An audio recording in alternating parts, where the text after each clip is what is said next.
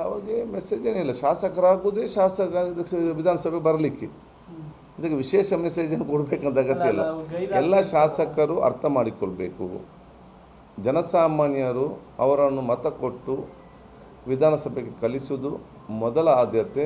ವಿಧಾನಸಭೆ ನಡೆಯುವಾಗ ಸರಿಯಾದ ಸಮಯದಲ್ಲಿ ಭಾಗವಹಿಸಿ ಕೊನೆಯ ತನಕ ಇದ್ದು ಸಕ್ರಿಯವಾಗಿ ಪಾಲ್ಗೊಳ್ಳಬೇಕು ಅಂತ ಹೇಳಿಕೊಂಡೇ ಕ್ಷೇತ್ರ ಜನರು ಕಲಿಸುತ್ತಾರೆ.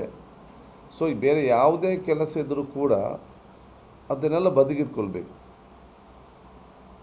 ಎಷ್ಟೇ ಕೆಲಸ ಇರ್ಬೋದು ಅದನ್ನೆಲ್ಲ ಬದಿಗಿಟ್ಟುಕೊಂಡು 100ಕ್ಕೂ 100 ನಾನು ನನ್ನ ಕ್ಷೇತ್ರ ಮತದಾರ ಕೊಟ್ಟಂಥ ಗೌರವಕ್ಕೆ ನಾನು ಭಾಗವಹಿಸಿದ್ದೇನೆಂಬ ಆತ್ಮವಿಶ್ವಾಸ ಅವರಿಗೆ ಬರಬೇಕು. ಬೇರೆಲ್ಲ ಕೆಲಸಗಳು ರಾಜಕೀಯವಾಗಿ ಪ್ರತಿನಿಧಿಯಾಗಿ ಎರಡನೇ ಜವಾಬ್ದಾರಿ. ಮೊದಲು ನಾವು ಆಯ್ಕೆಯಾಗಿ ಬರುವುದೇ ನಾವು ವಿಧಾನಸಭೆಯಲ್ಲಿ ಕೂತ್ಕೊಳ್ಬೇಕು, ಶಾಸನ ಸಭೆಯಲ್ಲಿ ಚರ್ಚೆ ಆಗಬೇಕು, ಜನರ ಕಷ್ಟ ವಿಧಾನಸಭೆಯಲ್ಲಿ ನಾವು ಪ್ರತಿಪಾದಿಸಬೇಕು.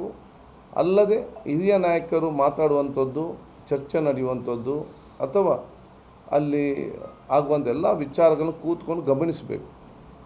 ಆವಾಗ ಮಾತ್ರ ಅವ್ರು ದೊಡ್ಡ ಮಟ್ಟದ ನಾಯಕರಾಗಲಿಕ್ಕೆ ಆಗ್ತದೆ. ಇಲ್ಲದೆ ಒಮ್ಮೆ ಆಗ್ಬೋದು, 2 ಸಲ 3 ಸಲ ಆಗ್ಬೋದು, ಶಾಶ್ವತವಾಗಿ ಆಗಲಿಕ್ಕೆ ಆಗುವುದಿಲ್ಲ. ಒಂದು ಜನಪ್ರತಿನಿಧಿಯಿಂದ ಶಾಸಕರು ಗೆಲ್ಲಿ ಗಳಿಸಿದ್ದು ಯಾಕೆ? ಒಮ್ಮೆ ಬರೀ ಶಾಸಕನಾಗಿ ಮಾತ್ರ ಅಲ್ಲ, ಅವ್ರು ಶಾಸಕರಾಗಬೇಕು, ಮುಂದಿನ ಸರ್ಕಾರ ಮಂತ್ರಿ ಆಗಬೇಕು, ದೊಡ್ಡ ದೊಡ್ಡ ಸ್ಥಾನಕ್ಕೆ ಹೋಗಬೇಕಂತೇಳಿ ಆ ಕಾರ್ಯಕರ್ತರು ಮತದಾರ ಗೆದ್ದು ಕಲಿಸ್ತಾರೆ. ಆ ಕನಸನ್ನು ಶಾಸಕರು ನಂಬಿಕೊಳ್ಬೇಕು. ಎಷ್ಟೋ ಜನ ಬರ್ತಾರೆ, ಎಷ್ಟೋ ಜನ ಹೋಗಿದ್ದಾರೆ. ಅವರು ಇದು ಬಂದು ಹೋದರೆ ಏನು ಸುಖ ಇಲ್ಲ, ಯಾರು ಕೂಡ ನೆನಪಿಟ್ಟುಕೊಳ್ಳೋದಿಲ್ಲ. ಯಾರು ಯಶಸ್ವಿಯಾಗಿದ್ದಾರೆ? ಯಾರು ಬೆಳಗಿಂದ ಸಂಜೆ ತನಕ ಕೂತ್ಕೊಳ್ತಾರೆ, ಯಾರು ಎಲ್ಲ ಚರ್ಚೆಯಲ್ಲಿ ಭಾಗವಹಿಸ್ತಾರೆ, ಯಾರು ಬೇರೆ ಚರ್ಚೆಯನ್ನು ಕೇಳ್ತಾರೆ ಮತ್ತು ತಾಳ್ಮೆಯಿಂದ ಕಾದು ಕೂತ್ಕೊಂಡು ಎಷ್ಟೇ ಹೊತ್ತಾದರೂ ಕೂಡ ಭಾಗವಹಿಸ್ತಾರೆ, ಅವರೇ ಯಶಸ್ವಿ ನಾಯಕರಾಗ್ತಾರೆ. ಅದು ಎಲ್ಲರ ಇವತ್ತು ಜವಾಬ್ದಾರಿ ಅಂತ ಹೇಳಲಿಕ್ಕೆ ನಾನು ಇವತ್ತು ಬಯಸ್ತೇನೆ ಶಾಸಕರದ್ದು.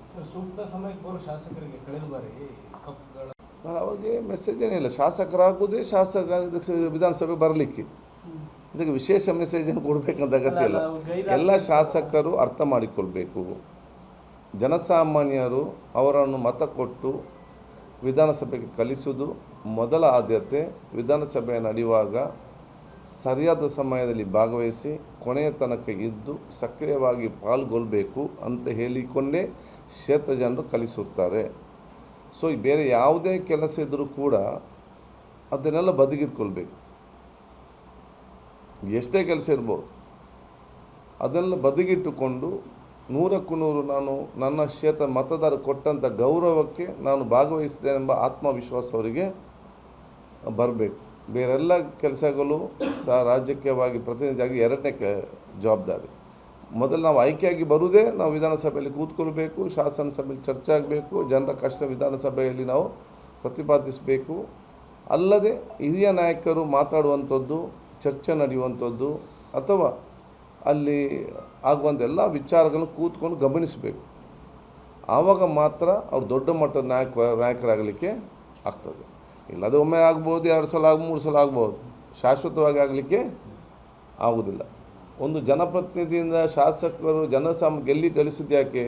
ಒಮ್ಮೆ ಬರೀ ಶಾಸಕನಾಗಿ ಮಾತ್ರ ಅಲ್ಲ, ಅವ್ರು ಶಾಸಕರಾಗಬೇಕು, ಮುಂದಿನ ಸರ್ಕಾರ ಮಂತ್ರಿ ಆಗಬೇಕು, ದೊಡ್ಡ ದೊಡ್ಡ ಸ್ಥಾನಕ್ಕೆ ಹೋಗಬೇಕಂತೇಳಿ ಆ ಕಾರ್ಯಕರ್ತರು ಮತದಾರ ಗೆದ್ದು ಕಲಿಸ್ತಾರೆ. ಆ ಕನಸನ್ನು ಶಾಸಕರು ನಂಬಿಕೊಳ್ಬೇಕು. ಎಷ್ಟೋ ಜನ ಬರ್ತಾರೆ, ಎಷ್ಟೋ ಜನ ಹೋಗಿದ್ದಾರೆ. ಅವರು ಇದು ಬಂದು ಹೋದರೆ ಏನು ಸುಖ ಇಲ್ಲ, ಯಾರು ಕೂಡ ನೆನಪಿಟ್ಟುಕೊಳ್ಳೋದಿಲ್ಲ. ಯಾರು ಯಶಸ್ವಿಯಾಗಿದ್ದಾರೆ? ಯಾರು ಬೆಳಗಿಂದ ಸಂಜೆ ತನಕ ಕೂತ್ಕೊಳ್ತಾರೆ, ಯಾರು ಎಲ್ಲ ಚರ್ಚೆಯಲ್ಲಿ ಭಾಗವಹಿಸ್ತಾರೆ, ಯಾರು ಬೇರೆ ಚರ್ಚೆಯನ್ನು ಕೇಳ್ತಾರೆ ಮತ್ತು ತಾಳ್ಮೆಯಿಂದ ಕಾದು ಕೂತ್ಕೊಂಡು ಎಷ್ಟೇ ಹೊತ್ತಾದರೂ ಕೂಡ ಭಾಗವಹಿಸ್ತಾರೆ, ಅವರೇ ಯಶಸ್ವಿ ನಾಯಕರಾಗ್ತಾರೆ. ಅದು ಎಲ್ಲರ ಇವತ್ತು ಜವಾಬ್ದಾರಿ ಅಂತ ಹೇಳಲಿಕ್ಕೆ ನಾನು ಇವತ್ತು ಬಯಸ್ತೇನೆ ಶಾಸಕರದ್ದು. ಅನುಕ್ಷಣದ ಸುದ್ದಿಗಳಿಗಾಗಿ ವಿಸ್ತಾರ ನ್ಯೂಸ್ ಯೂಟ್ಯೂಬ್ ಚಾನೆಲ್ ಸಬ್ಸ್ಕ್ರೈಬ್ ಮಾಡಿ. ಹೊಸ ಸುದ್ದಿಗಳ ನೋಟಿಫಿಕೇಶನ್ಗಾಗಿ ಬೆಲ್ ಐಕಾನ್ ಕ್ಲಿಕ್ ಮಾಡಿ. ಲೇಟೆಸ್ಟ್ ಅಪ್ಡೇಟ್ಸ್ಗಾಗಿ www.vistaranews.com ವೆಬ್ಸೈಟ್ಗೆ ವಿಸಿಟ್ ಮಾಡಿ. ಅಂಗೈಯಲ್ಲೇ ಜಗತ್ತಿನ ಸುದ್ದಿ ತಿಳಿಯಲು ವಿಸ್ತಾರ ನ್ಯೂಸ್ ಕನ್ನಡ ಆಪ್ ಡೌನ್ಲೋಡ್ ಮಾಡಿ.